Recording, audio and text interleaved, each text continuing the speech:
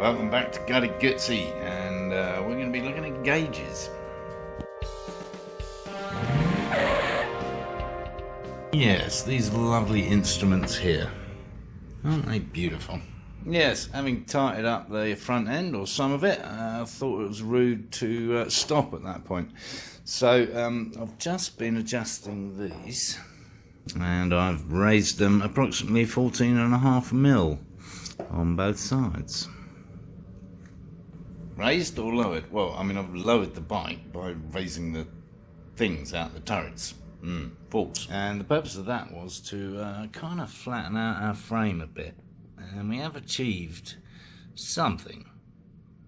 Not a massive amount, but it's certainly flatter, which is nice. Heading in the right direction at least. Anyway, nothing wrong with the gauges themselves, except for the fact that that's now reading 75 miles an hour, but I thought this could do with a lick of paint, as could the top yoke.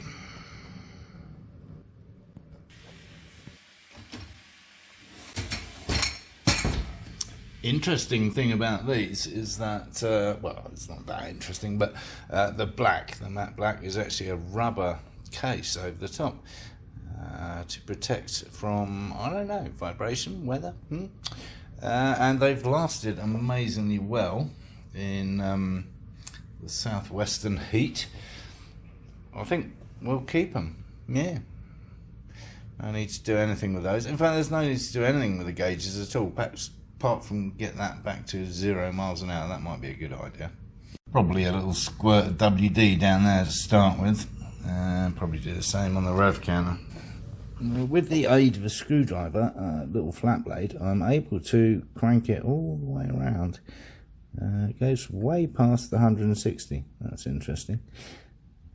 Oh, and round again. That's not encouraging, is it? And I can't crank it back much from there. 40 seems to be the minimum speed. Any ideas, anyone? Always open to ideas. Yes, we've gone nuts with our nuts. We're painting those red again, and we've done those in our semi-gloss black. That just leaves this boy. Yeah. So we're masking stuff off, and then we'll just hit that with our semi-gloss black again. Oh, and there's that. That came out rather nice. Yeah. Right, that's all that. Looking tickety-boo. Wait for that to dry and then put it all back together again. Must say these engine enamels are a great paint to use. They go on really nicely and come up with a nice finish.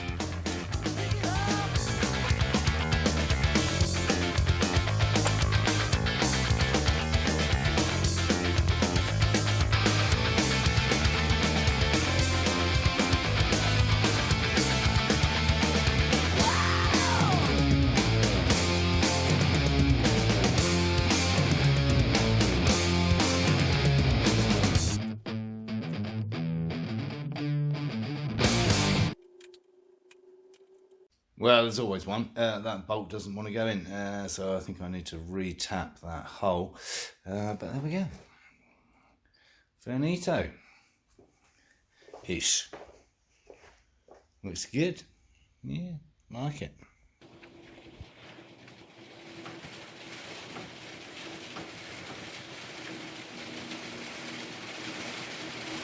Tapped out. Yes, folks, we are tap dancing in the rain. Singing and dancing in the rain. Well, as you saw, I tapped it out, and the bolt still wants to go in at an angle, and I don't understand why. This side's fine. So we got a couple of solutions. By the way, I tried both bolts down the same hole. Same issue. So we can either just force it through with a lot of muscle power and a socket set, or we can do something different. Next up on the front end is the clutch lever and everything. Obviously, we'd like to swap it over to one of those. or not, depending on, I mean, this is a nice lever. I mean, it's fairly industrial. So that's my issue. There's a big thing there. Yeah, which I'm not used to seeing. But the question is, inside, is that kind of the normal? I don't know.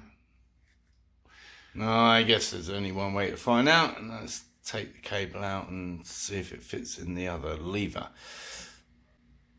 Here we go.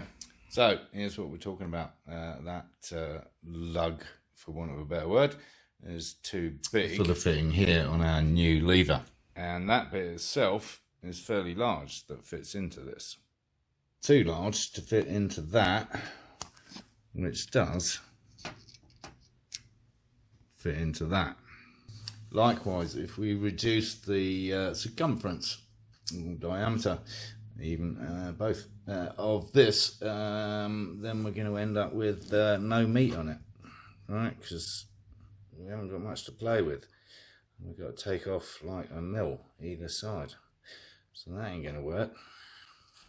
Knew this was going to be trouble. The good news is the other end looks fairly simple.